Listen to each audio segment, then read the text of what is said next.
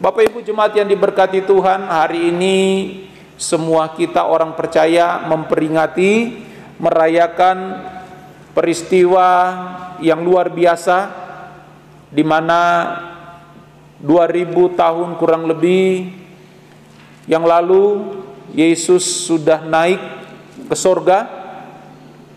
Dia membuktikan keilahiannya setelah 33 tahun setengah hidup sebagai anak manusia di tengah-tengah atau di atas dunia. 3 tahun setengah memberitakan dan mengajarkan Injil Kerajaan Allah, dan puncaknya Yesus menggenapi segala apa yang Bapa inginkan. Yesus naik ke surga, dia membuktikan bahwa dia adalah benar-benar Allah itu sendiri. Bapak Ibu jemaat yang diberkati Tuhan, setiap tahun kita merayakan peristiwa ini, kita merayakan kenaikan Tuhan kita Yesus Kristus ke surga. Tetapi yang menjadi pertanyaan saya pagi hari ini adalah, apakah kita sungguh memahami, apakah kita sungguh mengerti makna kenaikan Yesus Kristus ke surga? Karena masih begitu banyak orang Kristen, masih begitu banyak anak-anak Tuhan yang ditanya apa makna atau kenapa Yesus naik ke surga.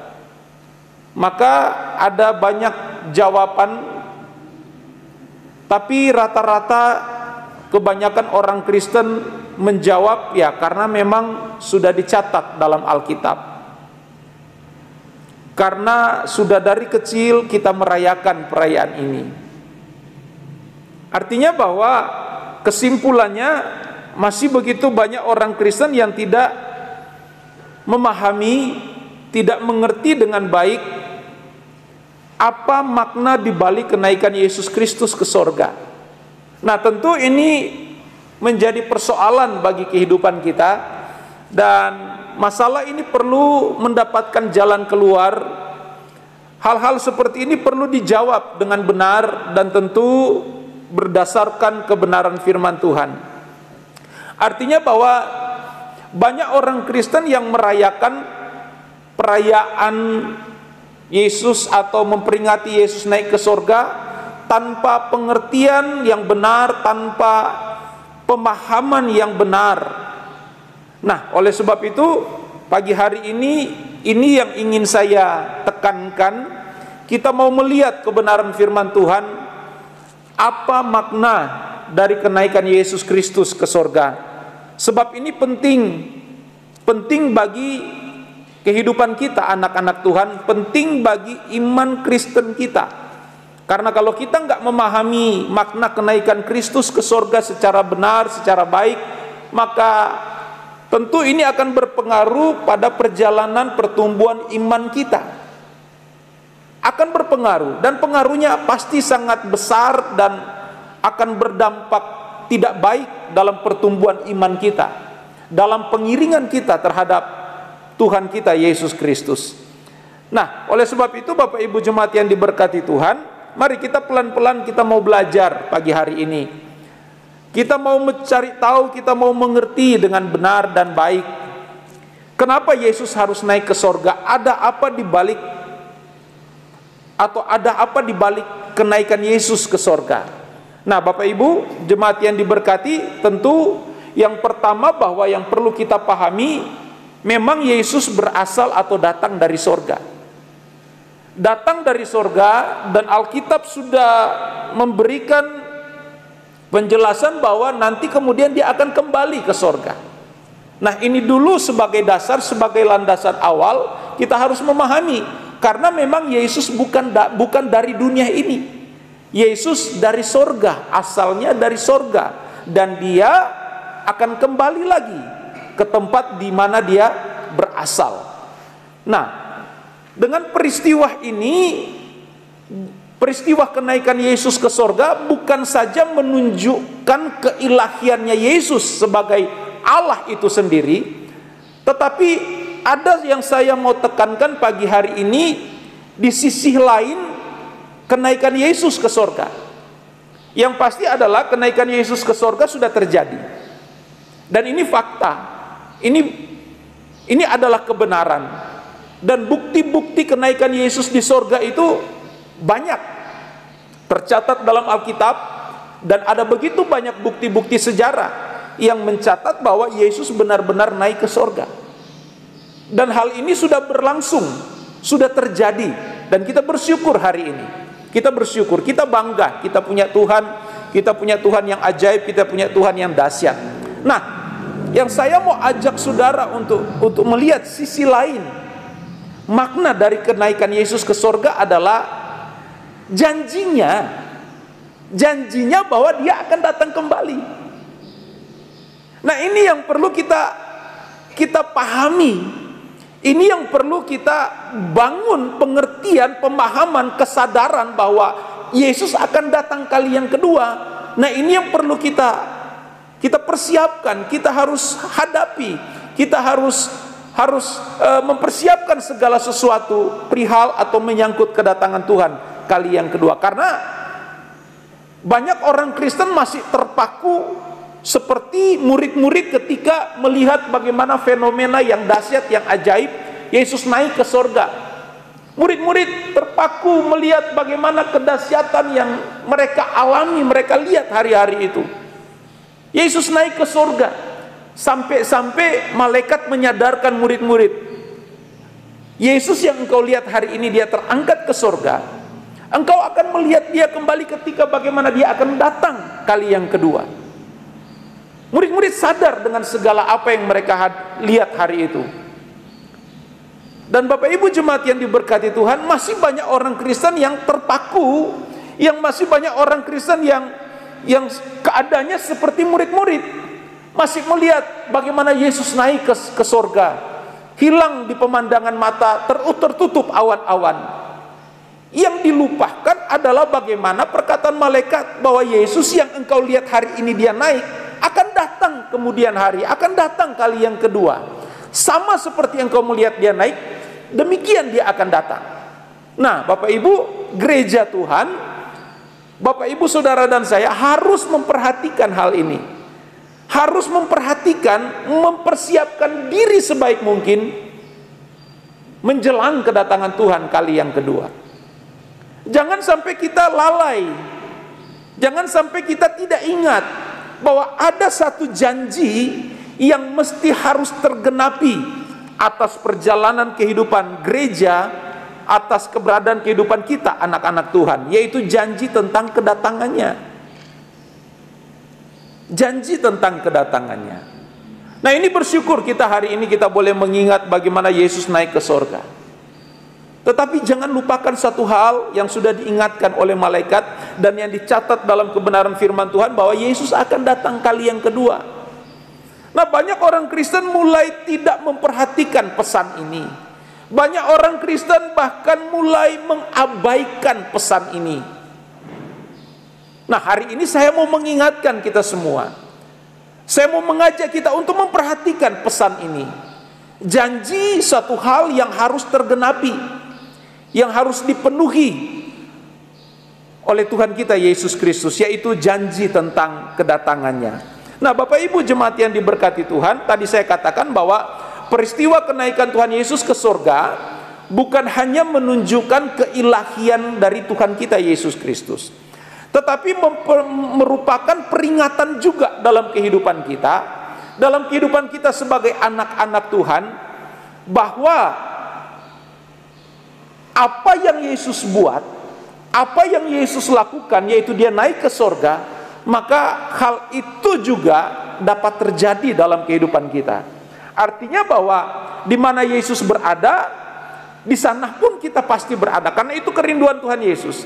Dalam Injil Yohanes pasal 17 saudara dapatkan di sana bahwa kerinduan Yesus adalah di mana dia berada, di situ pun kita harus berada. Nah, bagaimana mungkin kita dapat Kita dapat bisa bersama-sama dengan Tuhan kita Yesus Kristus di mana Yesus berada, sedangkan kita tidak menghiraukan janji kedatangannya. Sedangkan kita sendiri lalai untuk mengingat apa yang harus kita perbuat menjelang kedatangan Tuhan Yesus kali yang kedua. Karena janjinya dia akan datang. Segala sesuatu yang dinubuatkan sudah terjadi sampai pada Yesus naik ke sorga. Nah, tinggal satu, kedatangannya. Dan pasti itu terjadi. Kalau yang lain sudah terjadi, sudah digenapi, maka yang ini pun pasti akan tergenapi. Dia pasti akan datang. Nah, sebelum kita jauh masuk ke dalam apa yang ingin saya mau sampaikan, saya mau baca dulu bertolak dari Kisah Rasul pasalnya yang pertama. Kisah Para Rasul pasal pertama ayat 10 dan ayat 11. Saudara perhatikan ayat ini, saudara dengar. Demikian firman Tuhan, Kisah Para Rasul pasal pertama ayat 10 dan ayat 11. Ketika mereka sedang menatap ke langit, waktu ia naik, tiba-tiba berdirilah dua orang yang berpakaian putih dekat mereka dan berkata kepada mereka, "Hai orang-orang Galilea, mengapakah kamu berdiri melihat ke langit?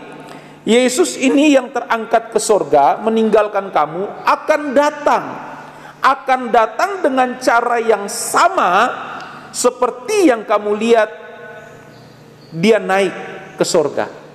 Nah, ini perlu digarisbawahi. Ini perlu kita perhatikan dengan baik, bahwa ada suatu perkara yang belum Yesus buat atau belum tergenapi, yaitu kedatangannya. Nah, Bapak Ibu jemaat yang diberkati Tuhan, dari ayat yang kita baca tadi, ada dua hal yang ingin saya ingatkan sebelum saya masuk lebih dalam, lebih jauh dari apa yang ingin saya sampaikan. Yang pertama, Yesus naik ke sorga. Dan ini sudah terjadi dan kita aminkan. Tidak perlu diragukan, tidak perlu dipertanyakan, tetapi yang pasti dia sudah naik ke sorga. Dan yang kedua, Yesus akan datang dengan cara yang sama. Nah, sebelum kedatangan Yesus inilah gereja, Bapak Ibu Saudara dan saya, apa yang perlu kita lakukan? Apa yang perlu kita benahi? Apa yang perlu kita persiapkan menjelang kedatangan Tuhan kali yang kedua? Karena kalau kenaikannya ke sorga sudah pasti, sudah terjadi dan gak perlu diragukan sedikit pun. Kalau ada yang ragu, ya saudara harus berdoa lebih sungguh. Nah, persiapan apa yang perlu kita lakukan hari-hari ini? Sebagai anak Tuhan, sebagai gereja Tuhan, tentu kita harus mempersiapkan diri kita menjelang kedatangan Tuhan kali yang kedua. Jangan sampai apa yang Yesus gambarkan di dalam Injil tentang ada 5 anak dara yang bijak dan 5 anak dara yang bodoh, kita jangan sampai masuk kepada 5 anak dara yang bodoh, yang tidak mempersiapkan diri menjelang kedatangan pengantin, sehingga kebodohan mereka inilah mereka tidak masuk dalam perjamuan kudus yang indah bersama dengan pengantin. Nah, kita harus menjadi 5 anak dara yang bijaksana. Nah, saudara perhatikan dari gambaran ini, 5 dara anak bijaksana ini mempersiapkan bukan hanya penampilan fisik luar, tetapi hal-hal yang paling kecil pun mereka persiapkan. Nah, kita harus seperti ini. Jangan sampai kita nggak masuk dalam pesta perkawinan anak domba Allah. Jangan sampai. Nah, Bapak Ibu jemaat yang diberkati Tuhan, saya mau baca di dalam 2 Petrus pasal 3 ayat 11 dan beberapa ayat setelah itu saudara dengar. Jadi, jika segala sesuatu ini akan hancur secara demikian, betapa suci dan salehnya kamu harus hidup, yaitu kamu yang menantikan dan mempercepat kedatangan hari Allah. Pada hari itu langit akan binasa, dalam api dan unsur-unsur dunia akan hancur karena nyalanya. Saudara perhatikan ayat ini. Kita yang menantikan kedatangan Tuhan kali yang kedua, Alkitab katakan bahwa Kita harus hidup suci dan saleh. Tantangan kan? Persoalan ini. Hidup suci dan saleh harus menjadi bagian dalam kehidupan kita. Jika tidak demikian, percuma saudara menanti-nantikan kedatangan Tuhan. Karena pada akhirnya ketika Yesus datang pun kali yang kedua, saudara tidak bisa bersama-sama dengan Yesus. Di mana Yesus pergi nanti kemudian ada di surga, kita nggak akan bisa. Nah, ini yang perlu diperhatikan oleh gereja Tuhan. Ini yang perlu diperhatikan oleh kita semua. Persiapan yang perlu kita lakukan dalam kehidupan kita. Nah, ini entah berapa kali kita mendengar khotbah-khotbah seperti ini. Entah berapa kali saudara mendengar ayat ini. Tapi masalahnya berapa kali saudara langsung melakukan atau menerapkan firman itu dalam hidupmu. Yaitu mempersiapkan kehidupan kita. Jelas Alkitab katakan, betapa suci dan salehnya kamu harus hidup, yaitu kamu yang menantikan dan mempercepat kedatangan hari Allah. Saleh, dan kita harus hidup suci. Mana mungkin banyak orang Kristen ngomong seperti ini. Mana mungkin dengan keadaan seperti sekarang kita harus hidup suci dan saleh. Sekarang saya tanya balik, apakah tidak mungkin kita hidup suci dan saleh? Ya mungkin, bisa. Kenapa nggak bisa? Bisa. Kenapa tidak bisa, Bapak Ibu? Sangat bisa. Alasannya, karena Roh Kudus sudah diberikan dalam kehidupan kita. Itu sebabnya Yesus katakan, ada lebih baik aku pergi. Karena jika aku tidak pergi, maka Roh Kudus itu tidak akan mungkin diutus, diberikan. Tapi karena Yesus sudah pergi naik ke surga, maka Roh Kudus itu diberikan. Parakletos. Saudara tahu parakletos? Pendamping, advokat, kalau dalam bahasa Inggris advokat, pengacara. Dia mendampingi kita. Dan Alkitab katakan bahwa setiap kita yang mengaku bahwa Yesus Kristus Tuhan dan Juru Selamat, maka kita diberi kuasa.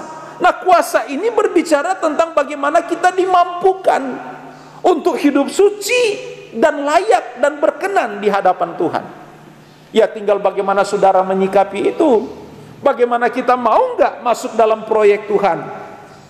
Mau nggak kita untuk dibentuk oleh Tuhan? Itu kembali ke kita. Tapi bagi kita yang mau memberi diri untuk diproses, memberi diri untuk dibentuk, maka tidak ada perkara yang mustahil bagi Tuhan. Nah, jangan pakai ayat ini, tidak ada perkara yang mustahil bagi Tuhan hanya untuk kepentingan pribadi kita. Nah, kebanyakan orang Kristen menyematkan ayat ini seenaknya dia, hanya tertuju untuk kepentingan kepuasan, pemenuhan kebutuhan jasmani. Sedangkan dia nggak melihat sisi lain bahwa di balik ayat itu konteks yang benar adalah tidak ada segala sesuatu yang mustahil bagi Allah adalah ketika kita memberi diri untuk dibentuk dan diproses oleh Tuhan menjadi anak-anak Tuhan yang berkodrat ilahi. Nah, ini yang perlu kita pahami. Jadi kalau ada orang Kristen yang sudah katakan bahwa nggak mungkin di hari-hari ini kita hidup suci dan saleh, itu sama saja engkau sudah kalah sebelum berperang. Engkau jadi pengecut akhirnya. Jadi persiapan yang perlu kita lakukan adalah hidup suci dan saleh. Dan ini dimungkinkan untuk kita bisa masuk dalam proyek ini karena Bapa di sorga, Allah sendiri mengutus rohnya, Roh Kudus ada dalam hidup kita. Nah, roh inilah yang akan mendampingi kita. Mendampingi kita. Di saat kita mau berusaha untuk hidup suci, untuk hidup saleh, Roh Kudus inilah yang mendampingi kita dan membuat kita mampu masuk dalam proyek Tuhan ini. Ya, kecuali kalau saudara nggak percaya ada Roh Kudus, ya itu terserah saudara. Tapi saya mau ingatkan, Roh Kudus itu ada, pribadi dari Allah itu sendiri. Dan kalau saudara mengakui bahwa Yesus Kristus adalah Tuhan dan Juru Selamat, maka Roh Kudus itu pun ada dalam hidup saudara. Jadi jangan sampai Roh Kudus ini didukakan. Atau mungkin setiap hari saudara sedang mendukakan Roh Kudus. Nah, kalau seperti ini saudara harus sadar dan bertobat. Jangan sampai ketika Yesus datang kali yang kedua, karena pasti dia akan datang, kita nggak bisa terangkat, kita nggak bisa sama-sama dengan Yesus. Ini yang harus kita persiapkan. Jadi yang pertama adalah bagaimana kita harus hidup suci dan saleh untuk bisa menanti kedatangan Tuhan yang kedua. Ya, kalau saudara menanti-nantikan Tuhan tapi tidak berusaha untuk hidup suci dan saleh, lebih baik nggak usah. Karena percuma juga saudara menanti-nantikan Tuhan tanpa mau mengubah hidupmu. Nah, yang berikut yang saudara harus perhatikan. Bagaimana supaya kita bisa hidup suci dan saleh? Yang pertama, Roh Kudus sudah diberikan, dia mendampingi hidup kita. Artinya tidak ada perkara yang mustahil untuk kita lakukan, karena Allah akan campur tangan, Allah akan bekerja sama dengan hidup kita untuk kita dijadikan layak di hadapannya. Yang berikut yang saudara perhatikan, Roma pasal 12 ayatnya yang kedua. Roma 12 ayat 2, Paulus mencatat begini dalam surat ini, janganlah kamu menjadi serupa dengan dunia ini. Ini jelas, jangan menjadi serupa dengan dunia ini, tetapi berubahlah oleh pembaharuan budimu. Yang kedua, catat baik, saudara nggak mungkin hidup saleh, hidup kudus, hidup suci, tak bercacat di hadapan Allah kalau kita nggak berusaha untuk merubah cara berpikir kita sama seperti cara berpikir Tuhan. Kalau cara berpikir kita masih sama dengan orang yang tidak mengenal Tuhan, nggak bisa. Saudara pasti akan selalu terbentur untuk hidup kudus, saleh, suci, tak bercacat di hadapan Tuhan. Karena pola pikir saudara ada pola pikir yang tidak sama dengan pola pikir Tuhan. Nah, ini yang perlu. Nah, inilah selalu saya katakan bahwa ya Kristen yang sesungguhnya ya seperti ini. Jadi Kristen itu nggak gampang. Jadi Kristen itu ada perjuangan di dalamnya. Kristen itu ya harus mempraktekkan, harus mewujud nyatakan imannya. Karena banyak orang Kristen berkata dia beriman, tapi imannya hanya mentok sampai di pikiran, tidak terwujud dalam tindakan keseharian. Imannya hanya stop bahwa dia percaya Yesus Kristus adalah Tuhan, dia stop sampai di situ. Tidak ada usaha untuk mengerjakan keselamatan, tidak ada usaha untuk membuktikan imannya dalam kehidupan keseharian. Jadi yang kedua, saudara perhatikan bahwa kita harus merubah cara berpikir kita, merubah mindset kita, merubah sama seperti cara berpikir Tuhan kita Yesus Kristus. Nah, dengan kita merubah cara berpikir, maka Alkitab katakan di sini kita dapat membedakan, kita dapat memilah-milah mana yang Tuhan mau dan mana yang Tuhan nggak mau. Nah, kalau ada orang Kristen yang masih tabrak kiri, tabrak kanan, dia belum merubah pikiran. Dia belum memiliki pikiran yang sama seperti yang Yesus miliki, atau pikiran yang sama dengan apa yang Allah mau untuk dia lakukan. Mari Bapak Ibu kita persiapkan diri hari-hari ini. Karena ketika Yesus datang kali yang kedua, dia itu datang menjemput kita sebagai pasangannya, sebagai pengantin. Yesus menjemput kita bukan posisi kita sebagai gembala sidang. Yesus menjemput kita bukan sebagai kita seorang pegawai negeri sipil, tapi Yesus menjemput kita sebagai pengantinnya. Nah, bagaimana persiapan seorang pengantin menjelang pernikahannya? Ya, luar dalam harus dipersiapkan. Harus bersih, jasmani dan rohani harus baik, harus bersih. Nah, nggak mungkin kita menjadi pengantin Tuhan, nggak mungkin kita menjadi kekasih Tuhan kalau kita masih hidup dalam dosa, kita masih hidup dalam kenajisan. Nggak mungkin. Nggak mungkin. Mana ada kita ketika kita menikah, yang sudah menikah tentu punya memori tentang ini. Bagaimana persiapan sebelum menikah? Kan banyak persiapan di dalam. Segala sesuatu harus dipersiapkan dengan baik sampai pada hari H ketika diberkati di dalam gereja. Ada persiapan-persiapan yang perlu dilakukan. Nah, demikian dengan kita. Yesus datang kali yang kedua bukan tanya Bro Reflon, kamu gembala berapa jemaat? Enggak ada seperti itu. Tapi di pemandangan mata Yesus, kita ini dipandang sebagai pengantin, pasangannya. Nah, bagaimana pasangan yang dinanti-nantikan, yang dirindukan Tuhan, terus kita nanti dalam perkawinan yang kudus kita pakai pakaian yang compang-camping, nggak mandi, nggak sisiran, wah, nggak sikatan. Wah, ini repot Bapak Ibu, repot ini. Jadi mari kita perhatikan hal-hal yang penting dalam kehidupan kita menjelang kedatangan Tuhan. Karena kalau berbicara tentang kenaikan Tuhan, itu satu hal yang sudah digenapi dan luar biasa. Luar biasa. Kalau saya boleh katakan bahwa dalam sejarah perjalanan umat manusia, siapapun yang pernah ada di bawah kolong langit ini tidak punya sejarah hidup yang dahsyat seperti Tuhan kita Yesus Kristus di saat dia menjadi anak manusia. Hanya Yesus yang punya sejarah yang jelas, sampai dia naik ke sorga itu disaksikan oleh banyak mata. Jadi kita bersyukur kita punya panutan hidup yang jelas hidupnya. Masa kita harus lagi menghambakan diri kepada dunia yang gak jelas seperti ini? Masa lagi ada orang Kristen yang memperhambakan diri kepada segala kemewahan dunia yang juga pada akhirnya itu semua akan hilang lenyap? Kenapa kita nggak memperhambakan diri kepada Tuhan yang benar-benar sudah naik ke sorga dan yang nanti akan datang kembali menjemput kita? Mari kita buka cara berpikir kita. Kita harus memaksa diri hari ini. Jangan lagi jadi orang Kristen yang santai-santai. Puji Tuhan, saya sudah jadi orang Kristen, saya masuk surga. Siapa bilang? Banyak orang Kristen yang terparkir imannya hanya sebatas itu. Mereka tidak sadar bahwa beriman itu artinya tindakan. Bertindak di dalam imanmu. Bertindak apa? Bawa hidupmu untuk hidup kudus, suci, tidak bercacat, tidak bercela bagi Tuhan.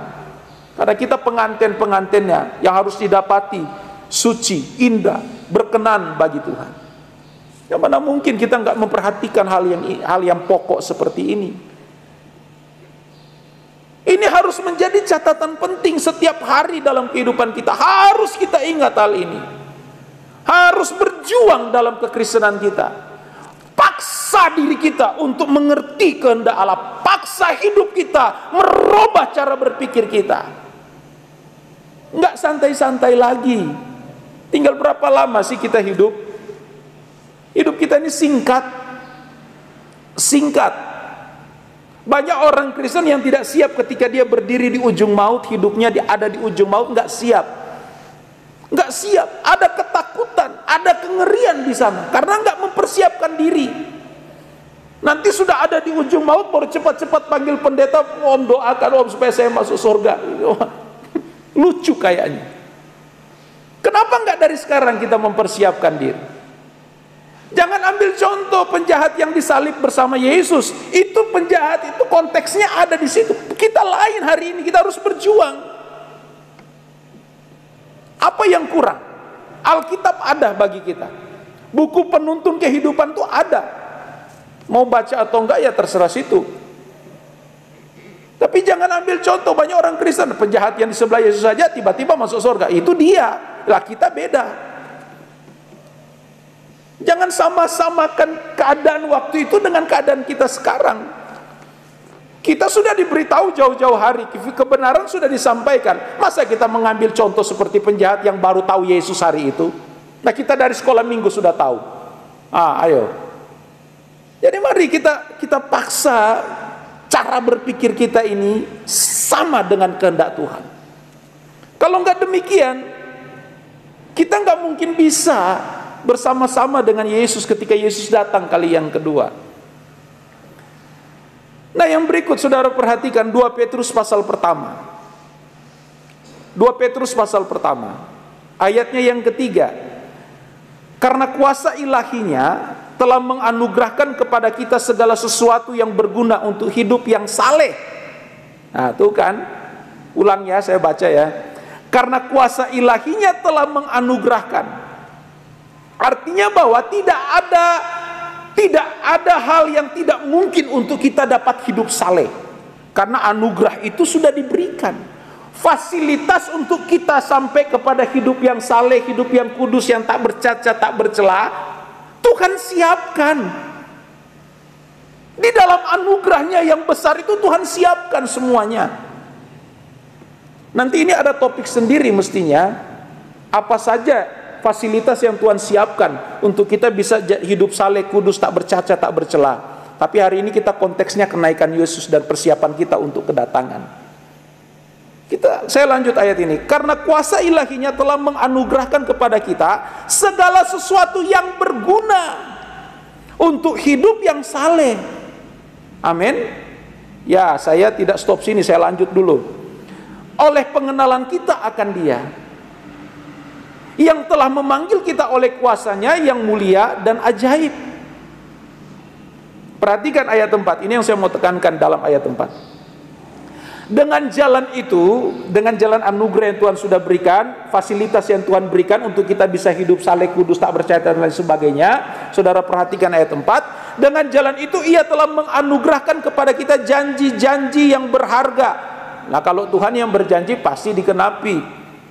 Amin. Kalau manusia berjanji ya mungkin kadang nggak digenapi, yang berjanji kadang nggak ditepati. Tapi Yesus, Tuhan berjanji pasti dikenapi. Dengan jalan itu Ia telah menganugerahkan kepada kita janji-janji yang berharga dan yang sangat besar. Udah berharga, besar lagi, tak terhingga. Nah, ini saudara perhatikan kalimat berikut. Supaya olehnya, oleh Yesus Kristus, oleh anugerahnya, saudara perhatikan, kamu boleh mengambil bagian dalam kodrat ilahi. Amin. Kita dapat mengambil bagian dalam kodrat ilahi.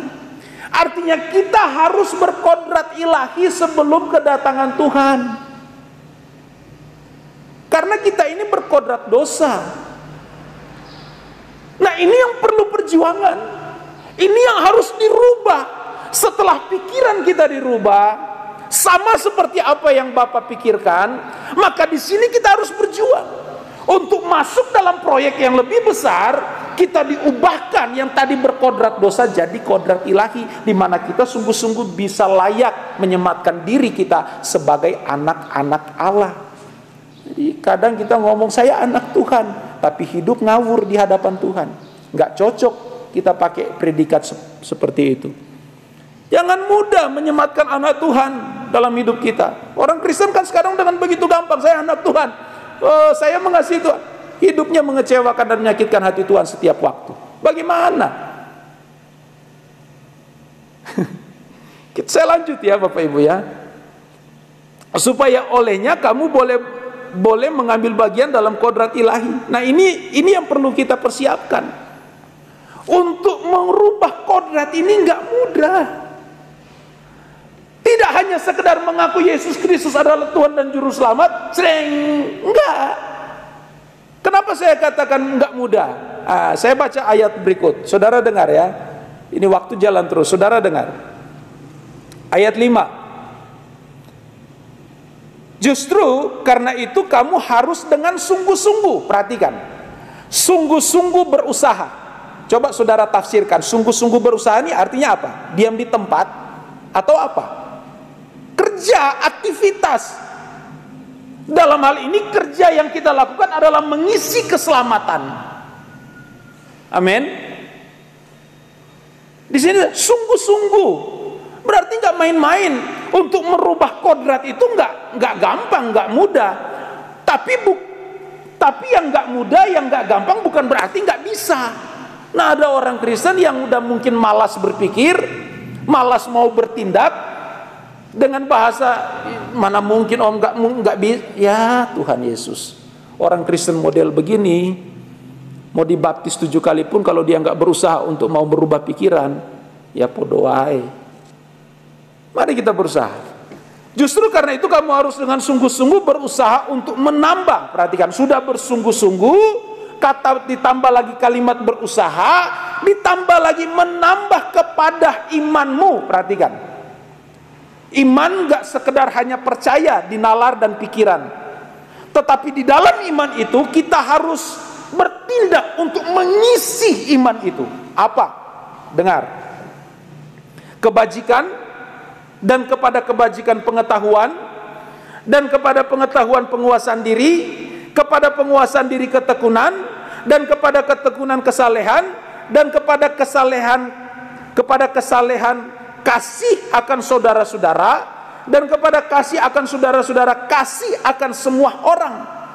Nah, masa ada orang Kristen yang bangga hanya mengaku Yesus Kristus Tuhan dan Juru Selamat, terus parkir di situ imannya, tidak mau berbuat apa-apa, tidak mau mengisi melengkapi imannya? Mana bisa?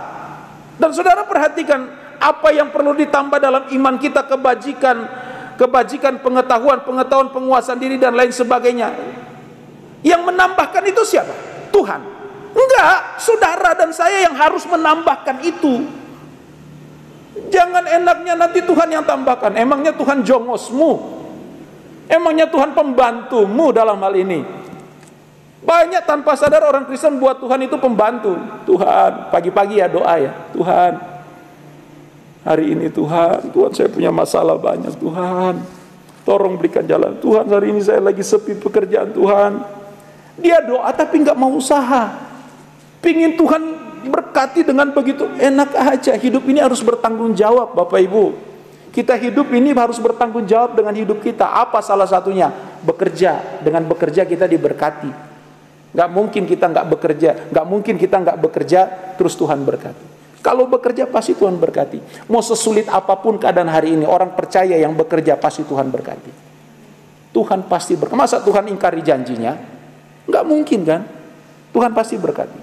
Ketika kita ada usaha untuk mau bekerja, ketika ada usaha kita memaksimalkan diri, ketika ada usaha kita mau memaksimalkan potensi kita, di situ Tuhan campur tangan. Di situ Tuhan bekerja dalam segala sesuatu. Bukan kita jadikan Tuhan pembantu tanpa kita mau bekerja minta berkat, minta mujizat. Tidak ada seperti itu. Tidak ada seperti itu. Mari kita buka pikiran kita hari-hari. Persiapkan dirimu, persiapkan dirimu. Apa persiapannya? Hidup suci, hidup saleh di hadapan Tuhan. Bagaimana kita dapat hidup suci dan saleh? Merubah cara berpikir kita. Cara berpikir yang jorok, cara berpikir yang tidak benar, cara berpikiran dunia harus dirubah itu semua. Dan saya akui, saya harus katakan itu nggak mudah. Kalau kita nggak sadar bahwa diri kita ada Roh Kudus, kita lupakan pribadi Roh Kudus dalam hidup kita, selama itu saudara nggak akan mungkin bisa. Tapi ketika kita sadar ada Roh Kudus yang mendamping hidup kita, maka di situ kita akan dimampukan karena kita mau untuk diubah oleh Tuhan.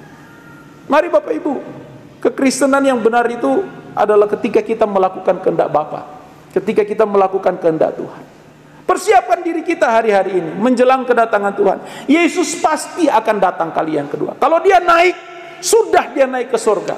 Dan setiap tahun kita memperingati. Dan jangan parkir di sini cara berpikir kita. Jangan hanya sampai kita mengenang bagaimana Yesus naik dan gak ingat bahwa dia nanti akan datang. Jadi ini lengkap, harus lengkap. Dari mulai Yesus dinubuatkan, sebelum dia lahir sudah dinubuatkan di banyak kitab. Kitab Mika, kitab Yesaya, apalagi kitab Kejadian dinubuatkan. Kita harus tahu sejarah ini. Sampai ketika perjalanan Yesus bersama murid-murid harus tahu. Yesus naik ke surga, kita juga harus tahu. Dan yang perlu kita tahu juga dan kita ingat, dia pasti datang lagi. Harus lengkap. Jangan berhenti sampai hanya dia naik di surga dan kita enak-enak hidup di dunia ini tanpa mengingat satu hal yang penting bagi kita. Ini harus lengkap. Oleh karena itu jangan hanya kita terkesima dan menatap ke langit, oh Yesus sudah naik ke surga, puji Tuhan. Kita lupa, kita harus persiapkan diri. Jangan lupa, hal ini penting buat kita. Nah, dengan memahami ini, dengan memahami apa yang saya sampaikan, nah di sini kita dapat melihat satu rangkaian besar, satu makna yang besar. Apa yang Yesus lakukan, makna di balik kenaikan Yesus yang sebenarnya bagi kita orang percaya. Nah ini lengkap, pengertian kita kalau lengkap begini, maka nggak sia-sia kita jadi anak Tuhan. Kalau pengertian kita lengkap seperti ini, wah mau corona kek, mau apa kek, kita tetap mengucap syukur menjalani hidup ini. Karena apa? Karena yang kita nantikan adalah suatu hal yang indah, yang dahsyat, yaitu kedatangan Tuhan.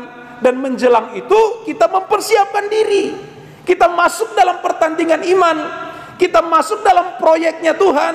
Kita rela untuk dibentuk. Kita rela untuk diubahkan dari kodrat dosa jadi kodrat ilahi atau anak-anak Allah yang berkenan dan layak di hadapan Tuhan. Nah, peringatan ini penting bagi kita, Bapak Ibu. Peringatan ini penting. Dan saya selalu katakan, jangan saudara mau pasang telinga lagi untuk saya khotbah berkat-berkat dan lain sebagainya. Itu Tuhan yang lebih tahu kalau soal itu. Ya, soal kita hari ini adalah mempersiapkan diri. Jangan kita hanya tertuju pada hal yang sifatnya sementara, sedangkan sifat yang satu hal yang penting yang bersifat kekal kita abaikan, kita lupakan. Nah, oke, saya mau katakan, peringatan inti penting bagi setiap kita. Penting bagi setiap kita.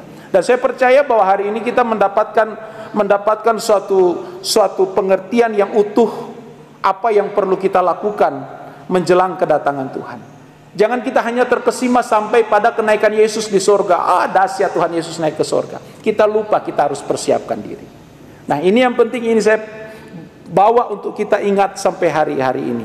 Nah, Bapak Ibu jemaat yang diberkati Tuhan, dengan kenaikan Yesus ke sorga, artinya kita mendapatkan suatu anugerah yang besar, yaitu kita dimungkinkan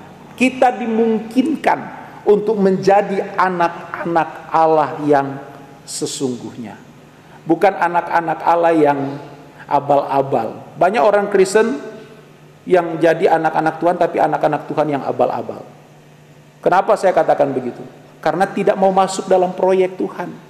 Hanya mau menyematkan diri anak Tuhan, tapi nggak mau masuk dalam proyek. Apa itu nggak abal-abal namanya? Jadi mari kita jadi anak-anak Tuhan yang benar, yaitu mau berkodrat ilahi, mau dibentuk oleh Tuhan, agar supaya ketika Tuhan datang kali yang kedua, kita layak bersama-sama dengan Dia. Tuhan Yesus memberkati.